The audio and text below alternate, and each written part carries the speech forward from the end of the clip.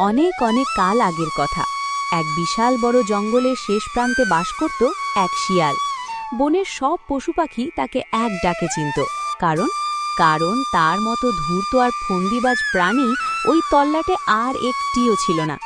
শিয়ালটা ছিল বড্ড অলস, কাজ করতে তার গায়ে জ্বর আসত, কিন্তু বুদ্ধি ছিল তার মাথায় গিজগিজ করত। সে সবসময় ভাবত কিভাবে অন্যকে খাটিয়ে নিজে বসে বসে রাজভোগ খাওয়া যায়। উফ, পেটে তো ডুগডুগি বাজছে। সারাদিন এই রোদের মধ্যে ঘুরলাম, একটা ইঁদুরও কপালে জুটল না। এই বনের পশু পাখিরা আজকাল বড্ড শেয়ানা হয়ে গেছে, সহজে ফাঁদে পড়ে না।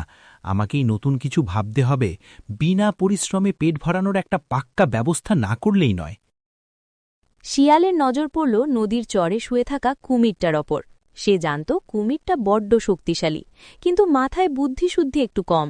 শিয়াল মনে মনে এক শয়তানি ফন্দি আঁটল। সে ভাবল, এই কুমিরটাকে যদি চাষের কাজে লাগানো যায় তবে সারা বছর ঘরে বসে খাওয়া যাবে। শিয়াল নিজের গায়ের ধুলোবালি ঝেড়ে বেশ বিনয়ের সাথে কুমিরের দিকে এগিয়ে গেল। ও কুমির ভাই, বলি এভাবে রোদে শুয়ে নাক ডেকে ঘুমালে কি আর জগৎ চলে? তোমার মতো এমন বলশালী শরীর নিয়ে কি অলস বসে থাকা মানায়? কে রে? ও শিয়াল ভায়া, তা হঠাৎ আমার গুণগান কেন? আবার কোনো মতলব আছে নাকি তোমার মাথায়? আমি তো নদী আর চরের এই রোদেই বেশ ভালো আছি। ছি ছি ভাই, তুমি আমাকে এই চোখে দেখলে? আমি তোমার ভালো চাই বলেই তো এলাম। দেখছ না বনের চারদিকে খাবারের কি আকাল। আমি ভাবছিলাম আমরা যদি দুজনে মিলে চাষবাস শুরু করি তবে কেমন হয়। আমরা ধান চাষ করব, অর্ধেক কষ্ট তুমি করবে, অর্ধেক আমি। ফসল যা হবে দুজনে মিলে ভাগ করে নেব। বনের কেউ তখন আর আমাদের ক্ষুধার্ত দেখতে পাবে না। কুমির চাষবাসের কথা শুনে একটু থমকে গেল। সে তো জলের প্রাণী, ডাঙার কাজ কিসে পারবে? কিন্তু শিয়ালের মিষ্টি কথায় তার মনে একটু আশা জাগল। চাষবাস? আমি তো এসবের ক খ জানি না ভাই। মাটি খোঁড়া, বীজ বোনা, এসব কি আমি পারব? আরে ভাই, আমি আছি তো, আমি সব শিখিয়ে দেব। তুমি শুধু তোমার ওই শক্তিশালী লেজ আর পা দিয়ে মাটিটা একটু সমান করে দেবে। তবে শোনো ভাই, ফসল হলে কিন্তু আমাদের একটা চুক্তি করতে হবে, যাতে পরে ঝগড়া না হয়। কি চুক্তি? খুলে বলো তো শুনি। চুক্তিটা খুব সহজ। ফসল যখন পেকে যাবে তখন গাছের ওপরের অংশটা হবে আমার, আর মাটির নিচে সবটুকু হবে তোমার। কি ভাই, রাজি তো? শিয়ালের এর কথা শুনে কুমির মনে মনে খুব খুশি হল। সে ভাবল, মাটির নিচে তো অনেক জায়গা, নিশ্চয়ই আসল ফসল সব নিজেই ফলে। শিয়ালটা দেখি আস্ত একটা বোকা, ও শুধু ওপরের লতাপাতাগুলো নিতে চাইছে। কুমির নিজের বোকামি বুঝতে না পেরে শিয়ালের হাতে হাত মেলাল। ঠিক আছে শিয়াল ভায়া, তোমার শর্তই আমার শিরোধার্য। ওপরেরটা তোমার আর নিচেরটা আমার। কাল থেকেই আমরা ধান চাষ শুরু করব। শিয়াল মনে মনে অট্টহাসি হাসল। সে জানত ধান মাটির ওপরেই ফলে, আর নিচে থাকে শুধু শিকড়। সে দেখল তার প্রথম চালটি একদম নিখুঁতভাবে পড়েছে। চুক্তি তো হয়ে গেল। শিয়াল আর কুমির মিলে স্থির করল তারা এবার ধান চাষ করবে। শিয়াল জানত যে ধান গাছের আসল সম্পদ হল তার ওপরের সোনালি শীষ, যা চাল দেয়। কিন্তু বোকা কুমির ভেবেছিল মাটির নিচের অংশটাই বোধহয় সবথেকে মূল্যবান। শিয়াল মনে মনে এক বিশাল ফন্দি এঁটে কুমিরকে খাটানোর জন্য কোমর বেঁধে নামল। ও কুমির ভাই, জোর সে হেইয়ো। তোমার এই গায়ের জোর দেখে তো বনের হাতিও লজ্জা পাবে। ওই দেখো, ওই কোণটা একটু ভালো করে খুঁড়ে দাও। মাটি যত আলগা হবে ধান তত ভালো ফলবে। আমি তো রোদ সইতে পারি না ভাই, তাই একটু ছায়ায় বসে তোমার জন্য নতুন নতুন বুদ্ধি বের করছি। উহ, এই রোদে ডাঙার কাজ করা বড্ড কঠিন রে শিয়াল ভায়া। গায়ের চামড়া যেন পুড়ে যাচ্ছে, কিন্তু মনের জোরে করছি, কারণ মাটির নিচে তো অনেক ধান পাব। কষ্ট করলে ফল তো মিলবেই। দিন যায়, রাত আসে। কুমির বেচারা হাড় ভাঙা খাটুনি খাটল। সে নিজের শক্তিশালী লেজ দিয়ে মাটি সমান করল আর কাদা করল। শিয়াল মাঝে মাঝে এসে দু চারটে ধানের বীজ ছড়িয়ে দিয়ে আবার আয়েশ করে গাছের নিচে গিয়ে শুয়ে থাকত। কয়েক মাস পর দেখা গেল পুরো মাঠ সবুজ ধানের চারাগাছে ভরে গেছে। হাওয়ায় দুলছে সেই কচি সবুজ পাতা।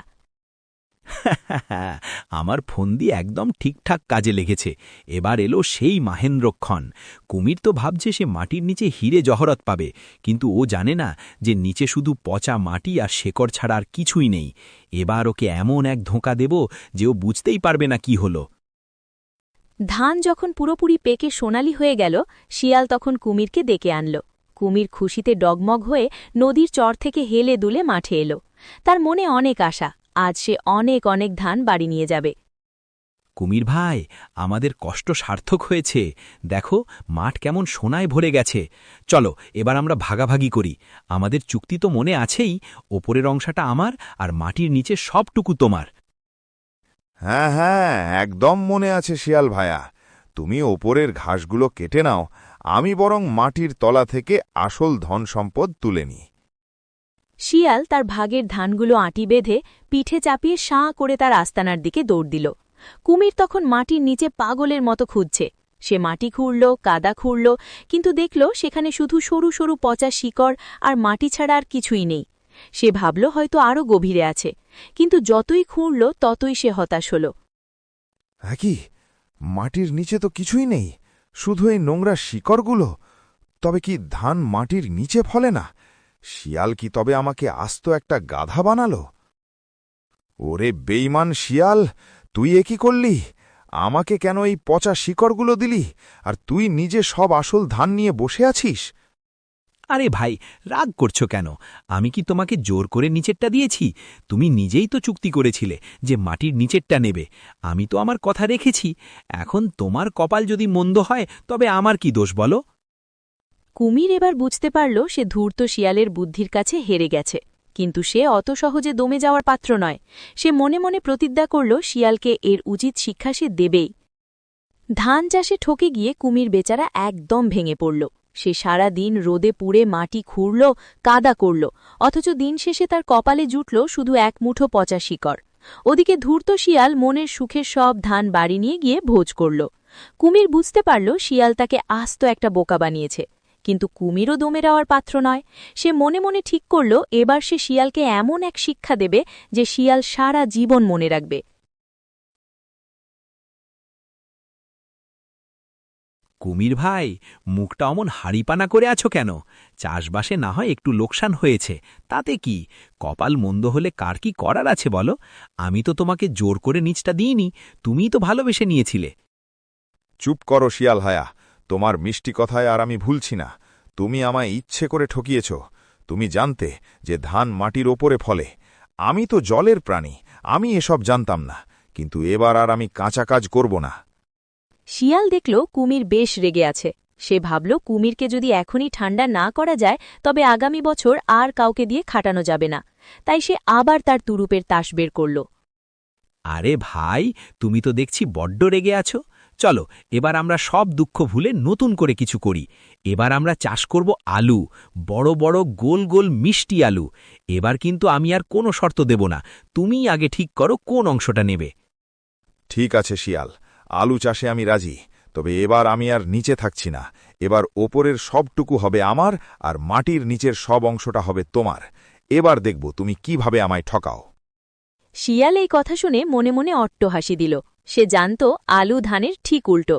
ধান ফলে ওপরে আর আলু ফলে মাটির নিচে। শিয়াল মনে মনে ভাবল বোকা কুমির এবার নিজেই নিজের গর্ত খুঁড়ল, কিন্তু সে মুখে খুব গম্ভীর ভাব করে সাই দিল। হায় হায় কুমির ভাই, তুমি ওপরেরটা নিলে তো আমার বড্ড লস হয়ে যাবে। মাটির নিচে অন্ধকার, ওখানে কি কিছু ভালো জিনিস থাকে? তবুও তুমি বন্ধু মানুষ, তোমার কথা আমি আর ফেললাম না। ওপরের সব তোমার আর নিচটা আমার। আবার শুরু হলো খাটুনি। কুমির এবার দ্বিগুণ উৎসাহে মাটি ঘুরল। আলু গাছগুলো বড় হতে শুরু করল। সবুজ পাতায় ভরে গেল পুরো মাঠ।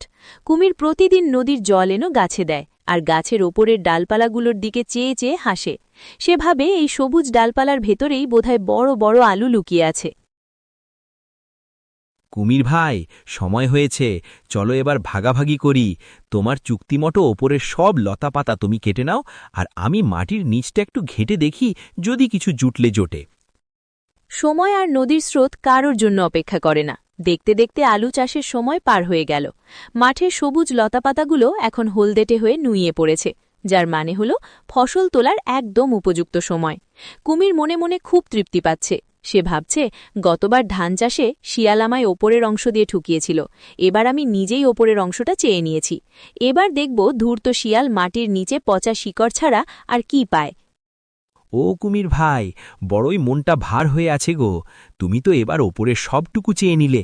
আমার কপালে বোধহয় এবারও ওই মাটির নিচের অন্ধকার আর কাদা ছাড়া আর কিছুই জুটবে না। তবুও বন্ধু যখন কথা দিয়েছি, তখন আর কি করা, চলো ভাগাভাগিটা সেরে ফেলি। শিয়াল ভায়া, এবার আর তোমার মায়া কান্নায় আমি ভুলছি না। গতবার হেসেছিলে, এবার হাসব আমি। যাও ভাই, তুমি তোমার মাটির নিচের পচা শিকড়গুলো খুঁজে বের করো, আমি আমার উপরের এই সুন্দর লতাপাতাগুলো নিয়ে বাড়ি যাই। কুমির যখন তার লতাপাতার বোঝা নিয়ে খুব গর্বের সাথে নদীর চরের দিকে রওনা দিল, শিয়াল তখন মিটিমিটি হাসতে হাসতে একটা কোদাল নিয়ে মাঠে নামল। কুমির একটু দূরে গিয়ে কৌতূহল সামলাতে না পেরে পেছন ফিরে তাকাল। সে দেখল শিয়াল কোদাল দিয়ে মাটি কোপাচ্ছে। বোকা কুমির কাজ করে, বুদ্ধিমানের ঘর ভরে, ওপরের পাতা চিবিয়ে মরো, আমি খাই আলু ভাতে বড়। কি শিয়াল, এ কি করলে তুমি? আলু কি তবে মাটির নিচে ফলে? আমি তো ভেবেছিলাম ধান যেমন ওপরে ফলে, আলুও বোধহয় ওপরেই থাকে। তুমি কি আমায় আবার ঠকালে? আরে ভাই, তুমি একই কথা বলো। আমি কি তোমাকে ওপরেরটা নিতে জোরাজুরি করেছি? তুমি তো নিজেই জেদ ধরে বললে যে এবার তুমি ওপরেরটা নেবেই নেবে। আমি তো বন্ধু হিসেবে তোমার কথা রেখেছি মাত্র। এখন আলু যদি মাটির নিচে ফলে, তাতে আমার কি দোষ বলো? আমি তো তোমার কথা মতো মাটির নিচটাই পরিষ্কার করছিলাম। কুমির এবার বুঝতে পারল সে নিজের পায়ে নিজেই কুড়াল মেরেছে। রাগে আর অপমানে তার সারা শরীর থরথর করে কাঁপতে লাগল। সে দেখল শিয়াল তার আলুর ঝুড়ি মাথায় নিয়ে নাচতে নাচতে বনের ভেতরে ঢুকে যাচ্ছে। কুমির নদীর জলে নেমে নিজের কপাল চাপড়াতে লাগল। এই শিয়ালটা আস্ত একটা শয়তান। ও সব জানে, কিন্তু আমাকে দিয়ে কাজ করিয়ে নেওয়ার জন্য এমন নাটক করে। আমি শক্তিশালী হতে পারি, কিন্তু ওর এই প্যাচালো বুদ্ধির কাছে আমি বারবার হেরে যাচ্ছি। না, এভাবে আর চলতে দেওয়া যায় না। এবার আমি শেষবারের মতো ওকে একটা চ্যালেঞ্জ দেব। দেখি এবার কিভাবে ও পালায়। শিয়াল ভাবল সে তো জিতেই গেছে, কিন্তু অতি চালাকের যে আসলে কি দশা হয় তা সে ভাবতেও পারেনি। কুমির এবার এমন এক ফন্দি আটল যেখানে শিয়ালের বুদ্ধি আর কোনো কাজে আসবে না। ধূর্ত শিয়াল এবার নিজেকে বনের রাজা ভাবতে শুরু করেছে। সে ভাবল, আমি হলাম সবথেকে বুদ্ধিমান। কুমিরকে দিয়ে দুবার চাষ করিয়ে নিলাম, অথচ ওকে কিছুই খেতে দিলাম না। ও এখন নিশ্চয়ই না খেয়ে ধুঁকছে। শিয়াল জানত না যে যখন কোনো শান্ত প্রাণী রেগে যায় তখন তার শক্তি আর বুদ্ধি দুটোই বেড়ে যায়। কুমির এবার আর চাষবাসের পথে হাঁটল না। সে বুঝতে পারল শিয়ালকে সোজা আঙুলে ঘি তোলা যাবে না, আঙুল বাঁকা করতে হবে।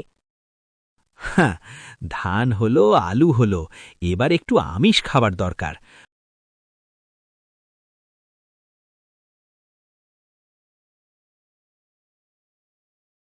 ওই যে গ্রামের সীমানায় বিশাল এক মুরগির খামার দেখা যাচ্ছে। আজ রাতে ওখানে হানা দেব, কিন্তু খামারের বেড়া তো খুব শক্ত। আমাকে কোনো একটা ফন্দি করে ভেতরে ঢুকতে হবে। শিয়াল যখন খামারের দিকে যাচ্ছিল, কুমির তখন জলের ভেতর থেকে নিঃশব্দে তাকে অনুসরণ করছিল। কুমির জানত শিয়াল রাতে চুরির ধান্দায় বেরোবে। শিয়াল খামারের এক কোণে এসে দেখল সেখানে একটা ছোট্ট গর্ত আছে। সে ভাবল এই গর্ত দিয়ে গলে ভেতরে ঢুকে পড়া খুব সহজ হবে। কিন্তু শিয়াল জানত না ওই গর্তের ভেতরে খামারের মালিক এক মজবুত লতার ফাঁদ পেতে রেখেছে। আসলে কুমিরই আগে এসে সেই লতাগুলোকে এমনভাবে সাজিয়ে রেখেছিল যাতে শিয়াল মাথা ঢোকানো মাত্রই আটকে যায়। ওরে বাবারে, এ কি হলো? আমার গলা যে আটকে গেল। কে আছো? বাঁচাও, ছাড়ো আমাকে। কি হলো শিয়াল ভায়া, এখন তোমার বুদ্ধি কোথায় গেল? ধান চাষের সময় তো খুব ভুন্দি করেছিলে, আলু চাষের সময় তো খুব হাসছিলে, এখন কেন কাঁদছ? কুমির ভাই, তুমি আমার বন্ধু না? দয়া করেই লতাটা একটু কেটে দাও। আমি কথা দিচ্ছি, আমি আর কোনোদিন কাউকে ঠকাবো না। আমার সব ধান আলু তোমাকে দিয়ে দেব। না শিয়াল, তুমি বারবার আমাকে ঠুকিয়েছ। আমি তোমাকে বিশ্বাস করেছিলাম, কিন্তু তুমি আমার বিশ্বাসের অমর্যাদা করেছ। তোমার এই অতি চালাকিই আজ তোমাকে এই বিপদে ফেলেছে। বড়রা ঠিকই বলে গেছেন, অতি চালাকের গলায় দড়ি। আজ তুমি নিজের বুদ্ধির জালেই নিজে ধরা পড়েছ। কুমির আর শিয়ালকে সাহায্য করল না। সে লেজ দুলিয়ে ধীর পায়ে নদীর দিকে চলে গেল। শিয়াল সারা রাত ওই লতার ফাঁসে আটকে ছটফট করল। পরদিন সকালে বনের অন্যান্য পশুপাখিরা এসে তাকে এই অবস্থায় দেখে খুব বিদ্রূপ করল। সবাই বলল অন্যকে গর্তে ফেললে নিজেকেও সেই গর্তে পড়তে হয়। শিয়াল সেদিন তার জীবনের সবথেকে বড় শিক্ষাটা পেল। সে কোনো মতে জীবন নিয়ে জঙ্গল ছেড়ে পালিয়ে গেল, আর কোনো দিন এই তল্লাটে তাকে দেখা যায়নি।